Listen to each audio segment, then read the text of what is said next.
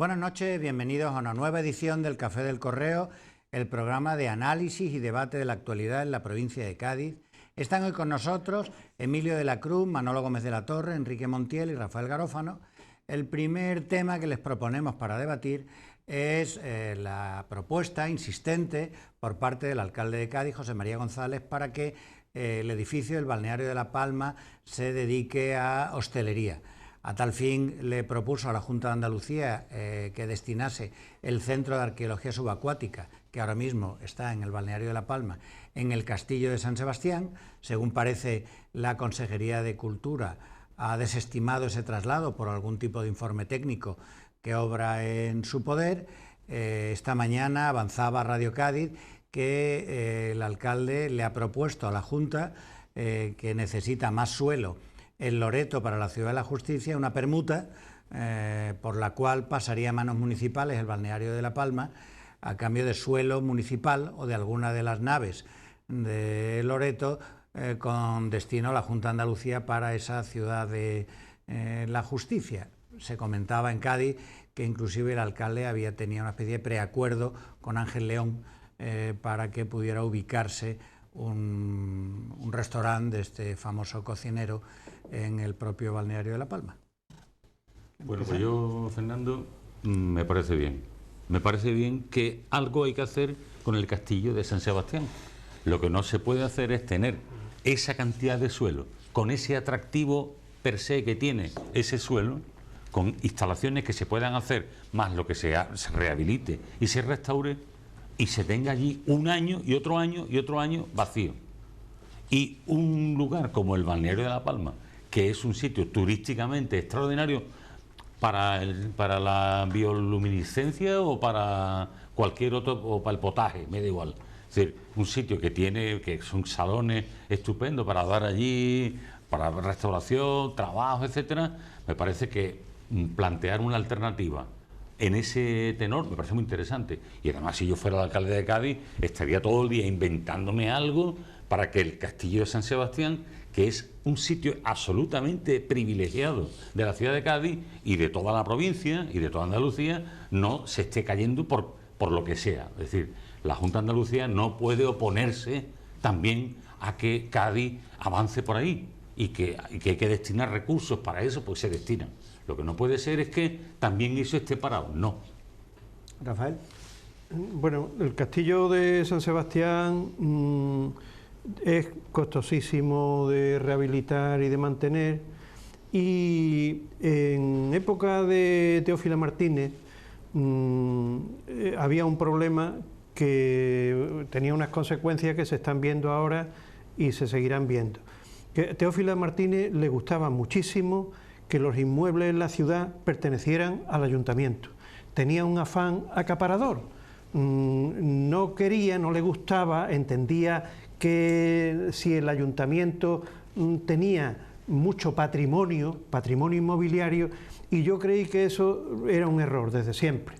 Porque después... Pero cuando llega Teófila no había patrimonio municipal apenas, ¿eh? Ella es la que va adquiriendo patrimonio. Sí. La ciudad no tenía patrimonio apenas. Pero que después eso se convierte en un error. Yo creo que en los ayuntamientos lo que le interesa es que haya mucho patrimonio inmobiliario que pertenezca a otro, porque ese otro propietario será el encargado de su mantenimiento, de su rehabilitación, etcétera, etcétera. En el momento que tú te echas a la propiedad un patrimonio histórico, un inmueble de esta naturaleza, se convierte en un pozo sin fondo muchas veces, porque la rehabilitación y el mantenimiento es tremendamente caro. Eso es un problema, ¿no? Entonces, lo del balneario de La Palma, desde luego, es una cosa muy forzada, poco útil y muy cuestionable, sobre todo el que no conozca el origen de por qué está ahí el Centro de Arqueología Subacuática de la Junta de Andalucía. Eso está cantado, que lo suyo sería un establecimiento de hostelería por su ubicación. Es más, eso podría haber evitado que la quilla se construyera, por ejemplo, ¿no? Entre otras cosas. Ese edificio, cuando se plantea que Valcárcel sea hotel, se decía, sí, estaría muy bien con el apéndice del balneario, es decir, que incluso como un complemento al hotel se veía un adelantado en la playa del hotel que estaría a la espalda. Eso Estupendo. siempre se planteó así y tal. Claro, ahora la Junta de Andalucía, adecuado o no adecuado, lo que ve el Castillo de San Sebastián y dice, yo no me meto ahí ni muerto, porque al día siguiente los gastos en mantenimiento y rehabilitación de ese inmueble histórico son tremendos, es decir que, porque después vendrán las humedades y tal y cual. Entonces, por ser breve, el balneario de La Palma, ojalá que se convierta en un centro de hostelería y que se le encuentre un sitio mejor al Centro de Arqueología Subacuática. Y el Castillo de San Sebastián debía de haber estado siempre en manos del Ministerio de Medio Ambiente, que era donde, y Costas y tal, que era donde estaba originalmente para su rehabilitación. Yo cuando voy a castillos, a fortalezas, a baluartes, en otros sitios del mundo, lo que veo no es meter actividades dentro de él. Lo que veo son edificios que están rehabilitados y lo que hay dentro es muy poco y referido a la historia de eso que se visita. Es decir, audiovisuales, exposiciones fotográficas y de grabados y litografías y tal, sobre las defensas, las murallas, pero del propio inmueble, no meter otras actividades que al final termina necesitando espacios históricos que no son visitables por los turistas y tal, convertidos en un edificio más de administración, ¿no? Y al final, con lo que yo siempre digo, parece que el objetivo es terminar poniendo cuartos de baño con grifos de diseño dentro de edificios históricos. Pero el tesoro de la Mercedes, el tesoro del pecio que está en Cartagena, sí, sí. Imagínate que estuviera allí. Sí, ¿por qué está en Cartagena? Porque en Cartagena está porque el Castillo de San Sebastián no estaba habilitado. Porque está el Centro de Arqueología Subacuática del Ministerio. Y el Ministerio tiene mucha potencia y mucho dinero. Y claro, el centro de Cartagena, que por supuesto lo he visitado, lo que tiene es muchísimo presupuesto. Claro, Rafael, cuando tú hablas de cuesta mucho, yo te puedo decir lo que costó convertir la isla de la Cartuja en la Expo 92. No, bueno, claro. ¿Por qué nosotros vamos a estar siempre de pobre por la vida? ¿Por Vamos qué? a escuchar a Emilio. Yo voy a seguir un poco la línea que decía Rafael, porque es la que ha estado en cada momento, haciendo referencia a lo que tú decías de Sevilla. Me vuelvo a una expresión del alcalde de Rota, Felipe Benítez, cuando estaba en una asamblea o una reunión del Cádiz 2000, ¿no? Del plan estratégico Cádiz 2000, que decía, sí, ¿y ahora dónde están los billetes para todo esto? Bien, entonces, las ciudades, porque, hombre, es que en aquel momento lo que sé, la riada que llegó a Sevilla ya no va a llegar nunca más a ningún sitio, por lo tanto no se puede sacar, hay que sacarlo. Como ya llegó a Sevilla, nosotros no, y bueno, vamos a ver, vamos a ser buenos. hay que irse a la realidad. Otra cosa distinta es la indolencia del gaditano, esa es otra cosa, Pero con respecto a lo que decía Rafael, el afán de acaparar, la parte única positiva que tendría es, bueno, esto es mi propiedad, pero ahora yo me pongo como un inversor privado. Un inversor privado, hoy, que viene, los fondos que vienen a comprar a España, capitales y tal, quieren edificios, patrimonios en rentabilidad. En la calle Jacome Trezo de Madrid hay un magnífico edificio que era de la Seguridad Social y que después pasó con un proyecto de hotel que se vende hoy en 44 millones de euros. ¿Por qué no se vende? Porque hay que ver la rentabilidad. Nadie viene, ni un fondo americano decía, ahora meto en el centro de Madrid 50 millones y ahora ¿qué hago aquí? No. Ahora tú tienes un hotel ahí que tiene una rentabilidad del X%, ¿esto por qué lo traslado aquí? Algo similar dentro del patrimonio, siendo don Rafael presidente del Consejo de EMASA, que yo tuve la ocasión de estar de los primeros consejeros, creo que en algún día dije, hombre, está muy bien que la iniciativa pública vaya donde no llegue la privada, pero una vez que la demanda ciudadana ha optado la administración, a partir de ahí privatizar. Ahí tenemos el caso de Masa, un desastre, porque los aparcamientos no se pueden arreglar, no hay nadie que ya se quede con eso, con el personal. Entonces, si nos vamos a los edificios que tenemos en Cádiz, ahí tenemos, por ejemplo, la Casa Iberoamérica. Ese es un sitio magnífico para haber sacado al día siguiente una explotación y que se haga cargo el que conozca y se quiera arriesgar, que para eso está la empresa privada, Ojo, con un acuerdo del ayuntamiento, como ocurre en muchísimos establecimientos, como ocurre, por ejemplo, en San Fernando, en el antiguo Sin Almirante, ¿no? Hay una cosa, jamás salió, ¿por qué? Porque al final lo que pretende el ayuntamiento es tener casi el 90% de actividad gratis ahí, y evidentemente con eso no se puede resolver. Yendo al balón, como dice mi querido y amigo y coordinador de este programa, Estefano, el balneario estaba tremendamente vinculado a que había la hipotética posibilidad, que ya no lo es de momento, de tener un hotel. Y ese hotel, que era un hotel de bastante, primero de 5 estrellas, con una potencialidad futura increíble, eso era un poco el apéndice que, además de tener las habitaciones de los servicios, pues tener ese balcón al mar. Una vez que eso no ha sido, ya también está fuera de, es decir, es otro establecimiento que está ahí, que no está dentro de un contexto que es lo que tiene que hacer la ciudad. Yo vuelvo a repetir, hay que hacer otro plan estratégico, porque resulta que ahora tenemos, vamos a peatonalizar la plaza de España. Bueno, pero ¿en base a qué? Vamos a poner aquí, vamos a tener un concepto claro de lo que se quiere hacer en Cádiz. Y si queremos hacer una zona turística, una zona hotelera, hay que ver allí si hay aparcamientos suficientes, si las entradas, porque estamos hablando de una zona del Campo del Sur que para llegar en tiempos de cierto bullicio es complicado. Los aparcamientos que hay allí son complicados. estimado amigo, por lo tanto, considero que tiene que seguir adelante el ayuntamiento estudiando esta fórmula. Vamos a ver, yo lo que creo es que la pregunta que convendría hacerse es ¿qué hacemos en general? ¿Qué hacemos con el patrimonio? ¿Qué hacemos con el patrimonio? Y yo creo que la respuesta taxativa debe ser: el patrimonio es una obligación mantenerlo y rehabilitarlo.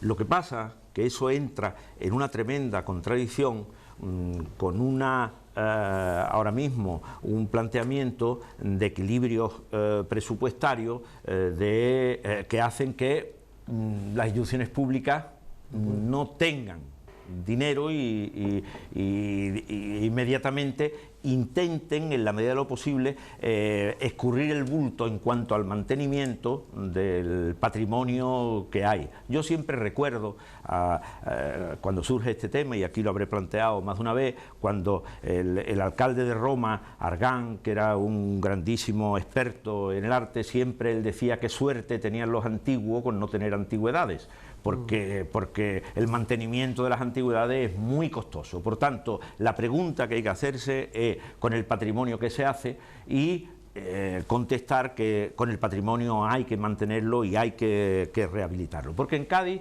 es el castillo de San Sebastián, pero también son las murallas, en donde cada vez se ve más dificultad en el mantenimiento de ese patrimonio. Y el patrimonio que está en manos de la Iglesia ocurre 3/4 de lo mismo. Entonces, ante esa situación, pues claro, inmediatamente habría que también plantearse, pero ¿quién tiene la única y exclusiva obligación del mantenimiento del patrimonio? Es el Estado, son las instituciones públicas. Yo digo, una parte y la más importante sí, pero también el concurso de lo privado, si queremos ser sensatos, porque hoy, cuando se está hablando del uso futuro del balneario de La Palma, es un baño de realidad que se plantea el actual equipo de gobierno, que quiere recuperar para lo público algo que luego daría a explotar a una empresa de élite.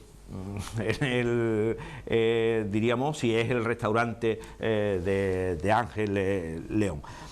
Y yo en esto, lo que sí digo, y con esto termino, es que después de las declaraciones del consejero de Cultura el otro día diciendo que descartan la posibilidad de irse al castillo de San Sebastián, yo veo bastante difícil el que el centro de actividades de arqueología submarina que hay hoy en el castillo se pueda desplazar, salvo lo que dijo el otro día el consejero: si el ayuntamiento nos da otro sitio que reúna condiciones, que lo que le está diciendo es que sea menos costoso su mantenimiento, pues entonces a lo mejor nos planteamos esa posibilidad. Pero hoy por hoy hoy lo que el ayuntamiento está planteando como trasvase para de alguna manera también quitarse, entre comillas, el muerto que significa o puede significar el castillo de San Sebastián, lo veo difícil. Y solo con la iniciativa pública del Estado, de la Junta de Andalucía, del propio ayuntamiento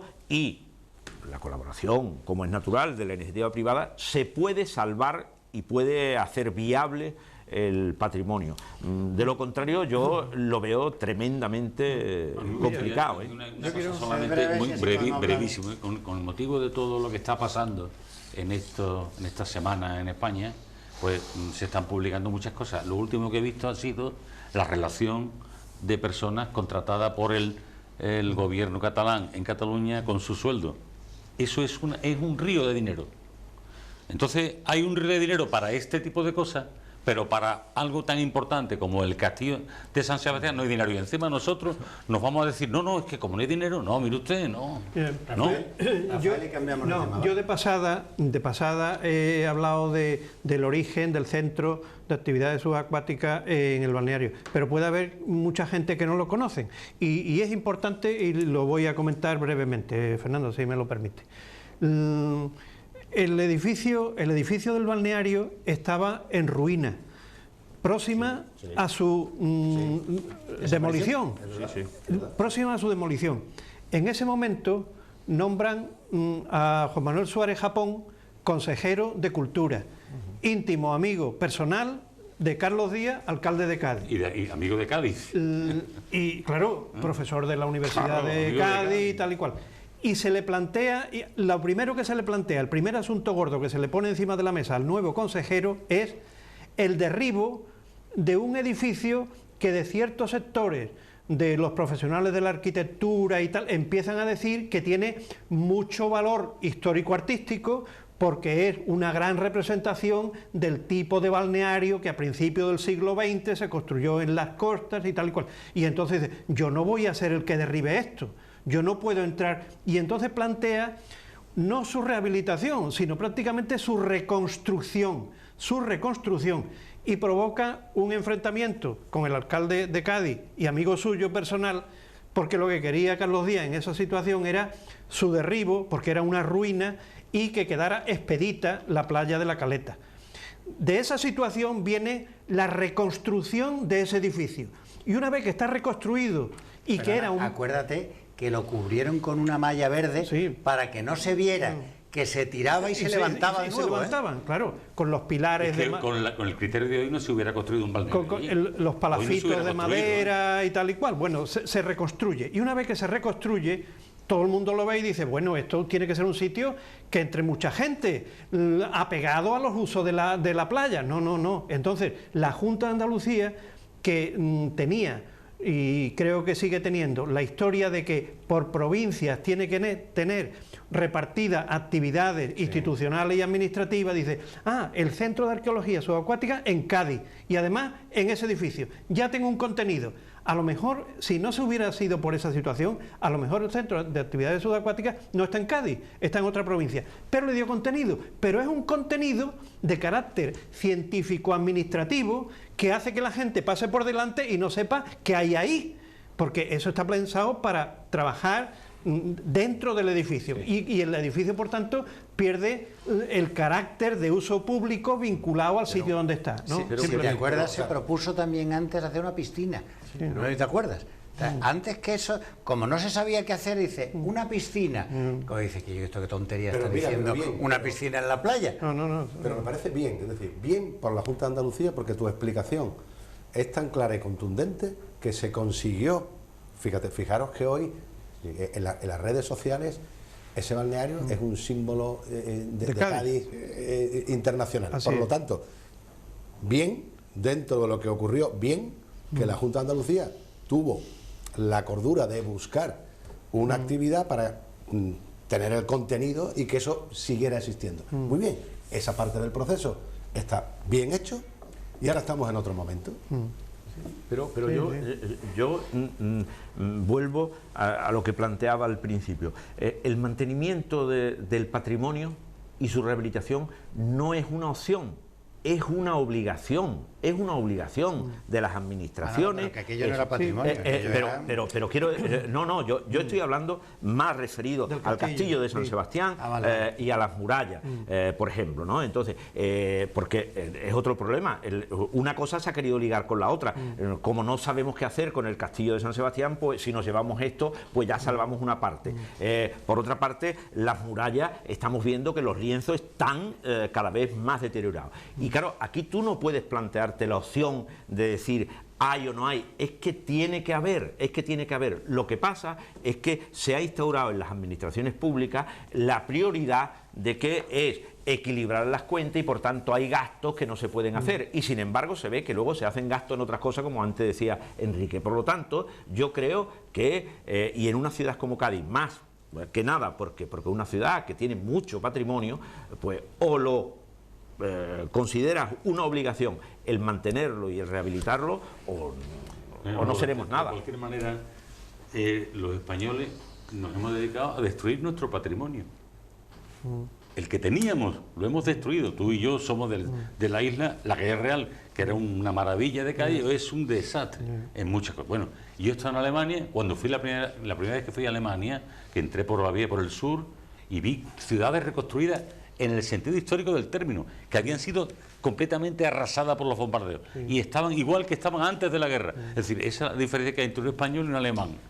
Esa es una de ellas. Bueno, ese es el debate que Rafael siempre entre el pastiche... No, es que no es pastiche, Yo he visto iglesias reconstruidas, catedrales reconstruidas piedra a piedra, con un gusto y una fidelidad al original absoluto. Reconstrucción y aquí nosotros destruimos nuestro patrimonio. Véase la Calle Real, algunas cosas que se han hecho allí. No, yo creo que con el patrimonio, o sea, lo que plantea Manolo, el patrimonio es de tal envergadura y los presupuestos tan cortos, que la posibilidad es o que sea una gran administración, Junta de Andalucía o el Estado, la que se ocupe de ese patrimonio porque sea propietario o porque se le ceda o por tal. Las murallas todavía son de responsabilidad estatal. Y los edificios de dentro de las ciudades, o bien lo que planteaba Emilio, y yo lo siento, pero siempre tengo que poner como ejemplo el mejor ejemplo que hay en Cádiz sobre este asunto, que es la Torre Tavira. Es decir, o hacer lo que se hizo con la Torre Tavira, de propiedad pública, pero en concesión a explotación privada, que además tiene la obligación del mantenimiento del inmueble, o bien que haya una cesión a otras administraciones para que se ocupen de su mantenimiento, porque es que los presupuestos municipales ahora mismo son incapaces de abordar ese tipo de obras. El reverso es el yacimiento arqueológico de la Casa del Obispo. Por eso yo te decía, Carlos, que eso es una política de Estado, el mantenimiento del patrimonio y de las distintas administraciones, la autonómica y tal. Y hay otra cosa que antes ha hecho referencia, y es... lo que hay actualmente en el barrio de La Palma, ¿habría más posibilidades de abrirlo a la ciudadanía con charlas, conferencias, exposiciones que en un principio se hacían, pero con motivo de la llegada de la crisis se empezó a hacer todo eso? Y entonces diríamos al barrio en el que está le resulta indiferente si se va más allá o más acá, porque mientras tanto no ha disfrutado de ello. Pero eso no quiere decir que hoy, en el concepto que hay en cuanto a muchos museos o instituciones, pudiese abrirse muchísimo más en actividades en el que se sintiese la gente como algo, bueno, pues más implicada en el edificio. La apuesta del gobierno es una buena apuesta. Es una buena apuesta, eso es hacer política. El centro de arqueología subacuática yo lo veo en las inmediaciones del puerto de Cádiz. Tiene que estar cercano al mar, en el llamado frente marítimo de la parte portuaria. Ahí es donde yo el Museo del Nado. La ciudad del mar. Claro, con una posibilidad de tener un espacio expositivo adjunto al que tiene ahora, que es únicamente científico y administrativo. Entonces, y desplazar eso de la caleta, porque tiene otros muchos usos posibles, ¿no? Tenemos que terminar este primer bloque y dentro de unos minutos volvemos en el Café del Correo.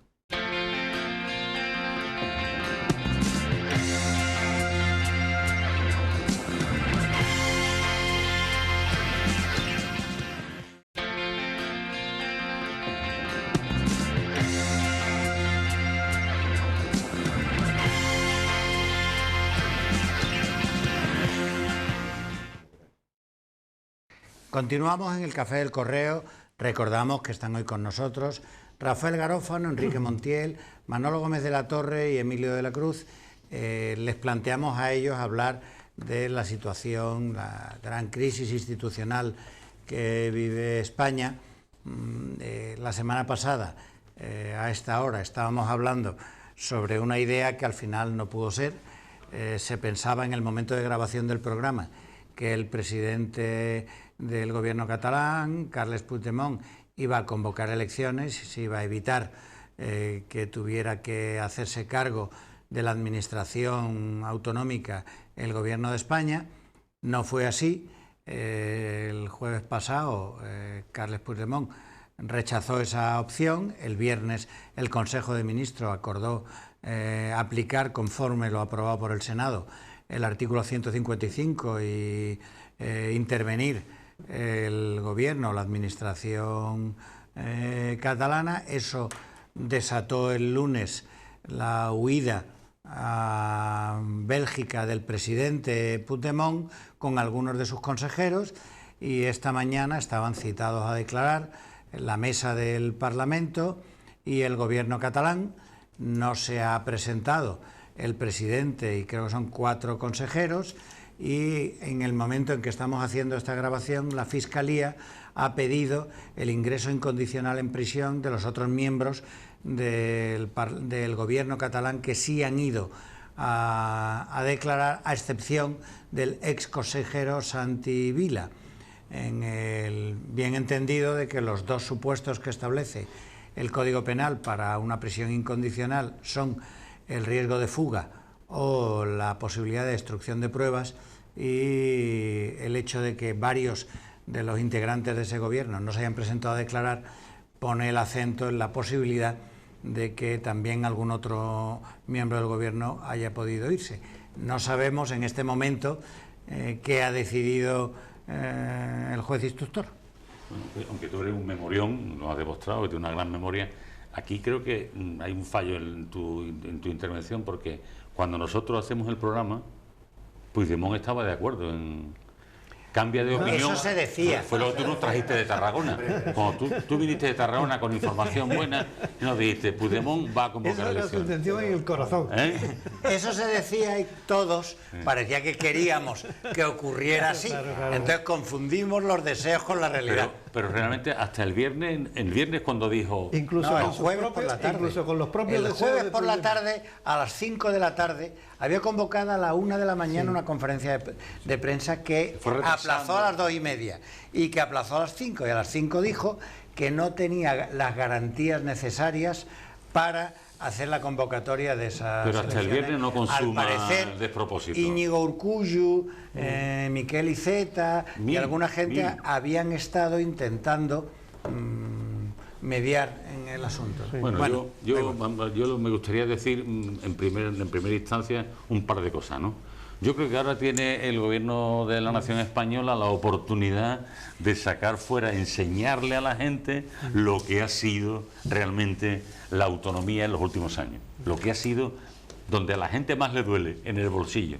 Por ejemplo, acaban de hacer pública un PDF con toda la gente que estaba comiendo, que es un montón de gente y un montón de dinero, o sea, millones de euros ha costado en pagar servicios. Igual que cuando te dicen que le ha dado a la de los Jordi, le ha dado 20 millones de euros de subvenciones, está claro, eso es bueno, es muy bueno que la gente piense en esto, porque la solución del conflicto, llamado conflicto creado por ellos, la solución pasa solamente, en mi opinión, por una cosa, y es que los electores de Cataluña se den cuenta de lo que se juegan si le dan el poder a esta familia.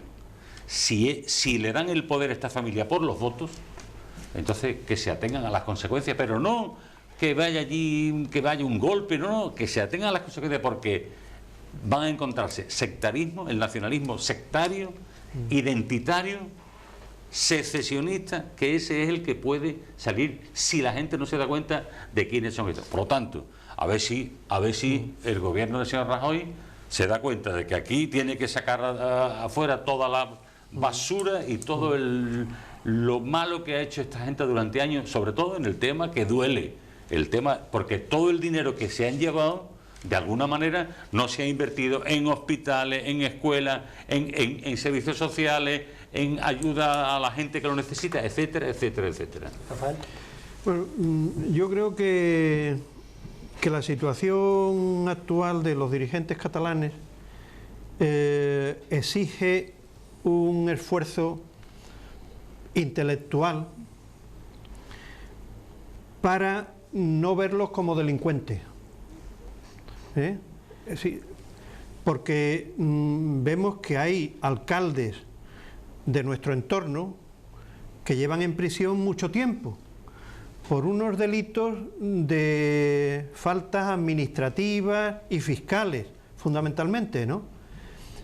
Pero claro, el mensaje de por pensar de otra manera, por hacer las cosas democráticas, nos llaman a declarar y nos van a meter en la cárcel. Ese discurso tiene mucha fuerza, tiene mucha fuerza. Hay que contraponer una reflexión intelectual de peso para decir, no, son delincuentes, graves delincuentes. Graves delincuentes, ¿no? Eso exige intelectualmente mucho, porque además, cuando uno se pone en su lugar, yo veo a Forcadell, la presidenta del Parlamento catalán. Sectaria. La veo como actúa, su personalidad, y digo, bueno, ¿cómo va a entrar esta mujer en la cárcel? Modosa en sus comportamientos y en sus formas, bueno, pues iría como una monja religiosamente asumiendo su destino. Es decir, ella va a ir con la religiosidad del nacionalismo, de la patria y de la tradición catalana de la que le exige el martirio. Es decir, no nos confundamos, ¿no? Ellos van a ir así a prisión. Y detrás de eso hay una masa de millones de catalanes que va a compartir ese sentimiento y esa ideología, ¿no? Es decir que, y los que no compartimos ese sentimiento y esa ideología, necesitamos una reflexión fuerte para verlos como delincuentes que son, gravísimos delincuentes, que no han tenido las formas externas a las que estamos acostumbrados a ver el delito, ¿no? Yo creo que es un tema de cierta importancia, ¿no? Claro, yo coincido plenamente con lo que habéis dicho los dos, pero mi preocupación, quizás por los que hemos estado trabajando, digamos, entre bambalinas en las elecciones y tal, ¿qué me preocupa? Primero, cuando estás en política, os habrá pasado a vosotros, y conociendo los aparatos, conociendo las trifulcas internas, conociendo las estrategias hipotéticas, el que está fuera te dice, cuando ha salido algo, ¿no? Cualquiera, sea de una acción del gobierno de la Junta de Andalucía o de Rajoy, qué bien, qué buena estrategia, qué magnífica estrategia. Yo siempre he dicho, pura improvisación. En España hay pura improvisación política. Desgraciadamente es así.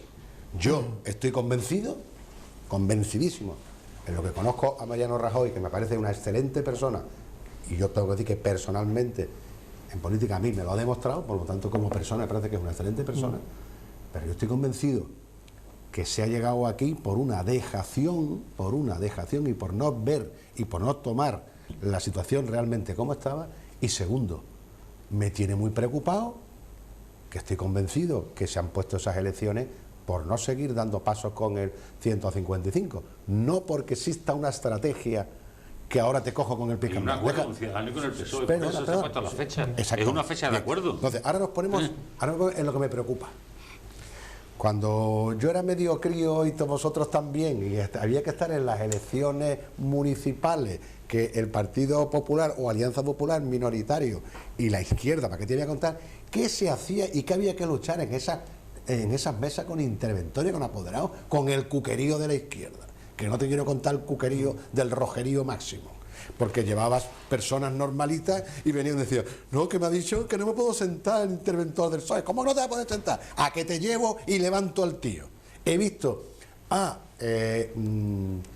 interventores o apoderados de Podemos en elecciones últimas, echándote una mirada desafiante porque vas de corbata a votar. Entonces, ¿qué me preocupa? Eso te decía, ¿y esto qué tiene que ver con Cataluña? Sí, no, tiene que ver mucho, tiene que ver mucho. Que una cosa es que podamos tener la idea a fuerza, que no lo han hecho todavía, como tú dices, en la rigurosidad de que estos son delincuentes, y después, ojo, que esto no se gana porque de buenas a primeras cambia, no. Es que estos llevan 35 años haciendo muchas guarrerías internas, y yo diría que habría que coger los españoles voluntarios para ayudar a la gente a ir a votar, porque una cosa es el sentimiento que puede haber y otra cosa es lo que decía Rafael, que te vuelvas a quedar y dices, bueno, sí, pero a mí me conocen en el barrio, yo que nunca he ido, ahora si voy, yo no voy, saben que no soy independentista. Ese porque es el se aguante con lo que le ocurre. Ese es el problema. Hay que decirle, si tú no lo haces, te va a aguantar con lo que te venga. Bueno, es que ese discurso me parece bien, pero mira, y voy a poner dos ejemplos, con esto termino. Esa falsedad y ese espíritu de chantaje y de cuquerío, que por ejemplo he visto en Santivila, o sea, un tío que ha estado hasta el último minuto y de buena de primera, cuando vio la agujita mareada, dice, uy, me quito. Pero es que te lo ves al día siguiente en una tertulia de Ferreras en la Niebla diciendo, hombre, yo es que le decía que siempre que tenemos que estar, porque lógicamente hay que atornillar, o sea, que el tío al gobierno, pero hombre, ya veíamos que nos pasábamos, que ya iba a ser complicado. Es decir, usted está en el chantaje, usted ha sido partícipe del chantaje. Como han visto que al final el chantaje no le salía bien, ojo, ahora me quito de medio. Por lo tanto, no hay que fiarse de ninguno de estos. Y me voy a otro fuera de la política. José Luis Bonet de Freixenet. No he visto un tío con más cara en los días de mi vida. Él ha estado como toda la burguesía. Tú eres de Codorniu más que de Freixenet, Es que es toda la burguesía que ha estado apoyando, que desde los tiempos de Maragall, si son todos niños bien, todos los que hay ahí son niños de la burguesía, que si estaba en aquel momento el Partido Socialista catalán se metían en el catalán, pero todos eran buscando el posicionamiento de poder. Y están exactamente. Y después tienen los segundos, que son los que hacen el trabajo sucio, que son los traperos, de familia humilde, de que están en el barrio y dicen, papá, ¿qué voy a hacer ministro en la República? Tu hijo, que es guardia urbano. Eso como juegan esta panda. Porque cuando tú ves al de Freixenet, y con esto termino, el tío está jugando, bueno, esto está complicado, no sé si me voy a ir, porque el tío está jugando. Y ahora dice, hombre, que gracias al 155, pero muy suave también. Es decir, no hay que fiarse. Yo no lo veo así, Emilio. Yo no lo veo. Pues yo, perdona, yo lo he visto así. Yo me voy, yo me voy de aquí. Vamos a escuchar no se ha ido. Me quedo, vamos. No se ha ido, pero así, vamos a ver, yo no estoy en que se vaya o no se vaya. Es muy complicado tomar una decisión de esa importancia. Lo que te quiero decir es que si después te vas a las encuestas, subyace lo que he entendido, o sea, lo que he querido interpretar con Santivila.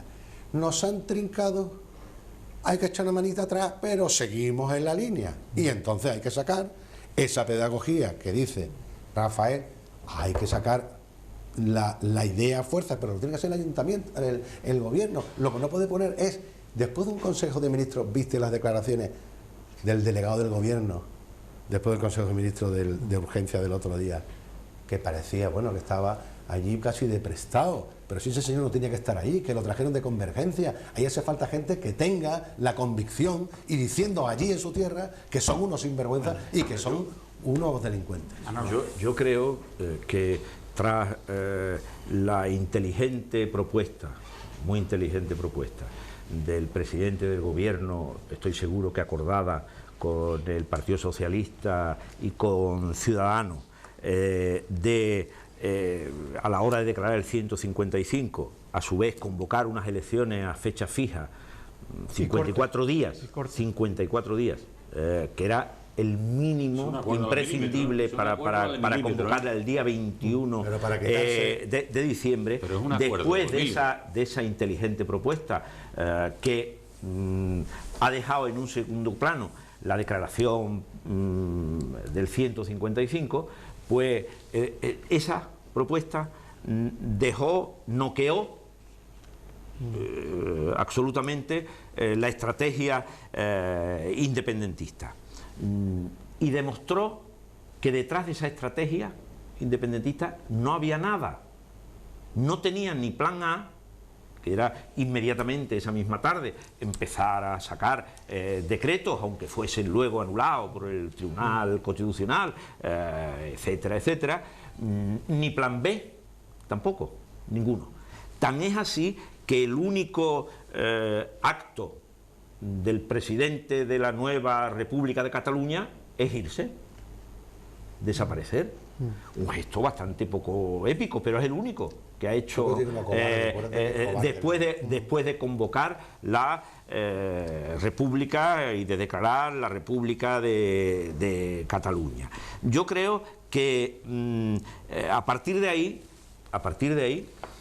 se va, y entonces comienza una estrategia muy errática que mezcla lo personal para eludir el mayor peso de la ley con, por otra parte, seguir manteniendo cierta tensión con ruedas de prensa estrambóticas, con medio gobierno aquí y medio, bueno, medio no, bastante más aquí que el de allí, negándose a venir, pero diciendo que quiere contribuir con la justicia, etcétera, etcétera. Es decir, una estrategia absolutamente extraña, errática, difícil de entender, sobre todo no para las élites, que pueden estar más de acuerdo o menos, sino con el común de la gente, que por muy obcecado que estén, les está resultando bastante incomprensible lo que está haciendo el presidente, no de la nueva república, sino el presidente de una institución como la Generalitat, que desde luego no ha tenido mucha suerte con sus presidentes de la democracia para acá, porque Pujol, Mas y este no son tres grandes ejemplos. Y a partir de aquí, claro, empieza ahora lo que a mí más me preocupa, y es ¿qué va a pasar ya después de las elecciones? Sí. Y lo que vaya a pasar depende de si se ganan o no se ganan en las elecciones. Perdona, Manolo, y se rompe un poco la estrategia independentista en la parte que le pueda quedar. Es que ha planteado dos etapas, y yo entre la primera y la segunda quiero meter una cuñita, que es la siguiente. Has planteado lo que ha sucedido desde tu punto de vista y la preocupación por después de las elecciones. Es que después de las elecciones yo creo que el escenario, resultados, la psicología al acercarse a las urnas, etcétera, será total y absolutamente distinto si están todos en la cárcel o no lo están. Claro, porque no es cuestión ya, cuando se acerque a votar o cuando se forme el nuevo Parlamento, de pensar lo que aquello fue, las empresas. No es lo que fue, es lo que es. Sí. Están todos en la cárcel hoy y tienen una sentencia o están con una acusación. Entonces, ese asunto, no es ni de reflexión, Rafael, ni de futuro, es de presente. No, lo que te quiero decir, pero yo he hecho una diferenciación y he dicho, por una parte está la justicia y la estrategia que cada uno pueda tener de defensa y la justicia, y ahí yo no me atrevo a plantear, porque soy de los convencidos que la justicia es independiente y va a seguir, y por las acusaciones que se están presentando difícilmente se va a eludir y de forma contundente el peso de la justicia, pero como ese es un terreno en el que yo no quiero entrar, porque creo que la justicia es independiente, por eso hago hincapié en lo que sí creo que los demócratas tienen que ponerse de acuerdo de cara a lo político. Sí, me gustaría decir lo siguiente: el proceso, esto no ha tenido ni épica ni lírica, cuidado, ni lírica.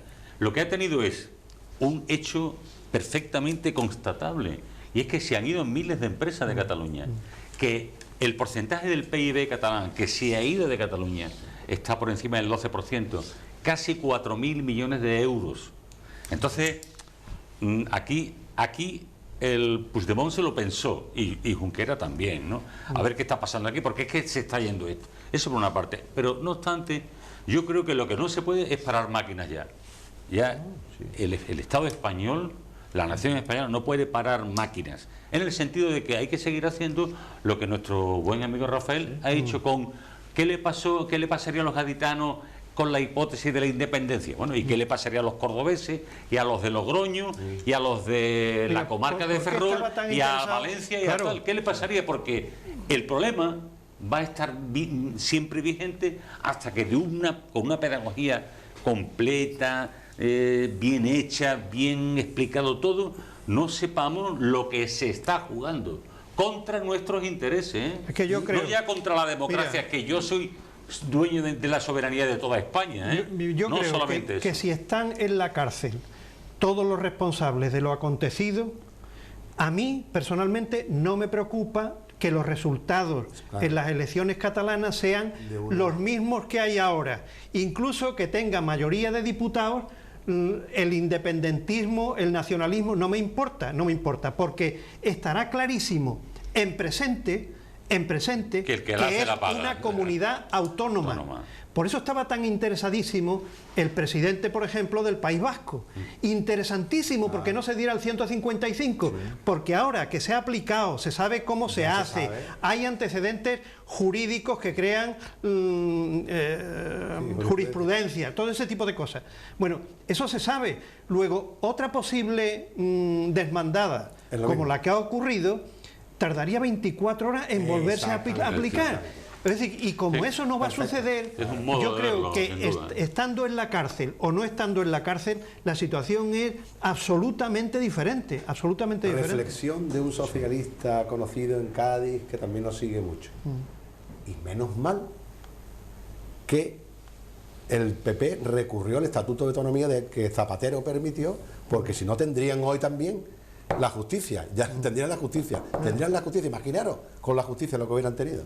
Sí, pero yo insisto en la separación de las dos cosas, porque hay una cierta tentación. Pero va a ser un condicionante. Mira, yo te pregunto. No, Rafael. Tú estás igual de preocupado. Tú dices, a mí me preocupan los resultados electorales. ¿Tú estarías lo mismo de preocupado si están los responsables de lo que lo que sí ya ha ocurrido en la cárcel o no? Pero es que hay una cosa que yo doy por hecho. Van a terminar en la cárcel. Si es que con las acusaciones que hoy se están haciendo, con las pruebas que todavía están por completar, van a terminar ahí. Si es que no hay otra salida. No hay otra salida. Lo que pasa es que muchas veces hablamos de independencia de la justicia, pero queremos como meterle prisa. Quiero decir, la justicia ha empezado a funcionar, ha empezado a hacer sus investigaciones, y eso va a terminar ahí. Y además ya se ha demostrado la incoherencia de esa falta de estrategia que tenían los independentistas, cuando el mismo día y a la misma hora que Puigdemont está en Bruselas diciendo que se ha tenido que ir allí por la falta de libertades que en este país, sus propios compañeros y su propio partido está aceptando hacer unas elecciones en España conforme a la legislación. Y a la vez que él está diciendo, y a la vez que él está diciendo esa falta de libertades que hay aquí, resulta que hay medio gobierno, más de medio gobierno de él, que está aquí y que no está preso. Pero, y que no está preso. Las almendras son dos o tres camiones así de grandes, llenos de papeles, que la Guardia Civil paró que iban a destruir. Ahora está la Guardia Civil analizando comunicaciones, analizando papeles. O sea, lo que está cayendo es analista de la Guardia Civil. Tenemos que ir terminando. Y como estoy convencido que eso va a ser así, me preocupa desde el punto de vista político qué es lo que va a pasar luego, porque el aspecto ese al que Rafael se refería, yo creo que está asumido hasta por ellos está asumido que ellos, ninguno de ellos van a ser ya interlocutores ni actores ni actores en ese proceso. Pero ya hemos terminado. ¿Ayer terminado? Pero este año, o sea, hoy es menos tiempo, ¿no? No, así, entonces que estoy un poquito torpe. Has cambiado el reloj. Venga, tú tienes dedicatoria. Tienes angurrias, no sé. El tiempo ya lo dijo Einstein, que es flexible, ¿eh? Sí. Si lo llego a saber, yo a la familia, recuerdo a la familia Vargas, a Charo, a Silvia y a Ana, y a la familia Egea, que también nos sigue, especialmente a Carmen y a Tere, que siempre me manda recuerdos para todo el programa. Sí, yo me gustaría también una dedicatoria a mi buen amigo y admirado artista, Paco Cepero, que ha sido propuesto como hijo predilecto de Jerez. Y entonces, pues eso creo que es una gran noticia. Se le hace justicia a un hombre que tiene 75 años de edad y lleva 60 años trabajando la guitarra. Bueno, pues con esta dedicatoria damos por concluido el Café del Correo de esta semana. Agradecemos a Manolo Gómez de la Torre, a Enrique Montiel, a Rafael Garófono, a Emilio de la Cruz, sus opiniones y sus comentarios. Les agradecemos a todos ustedes por habernos prestado atención y les convocamos para dentro de una semana en un nuevo Café del Correo.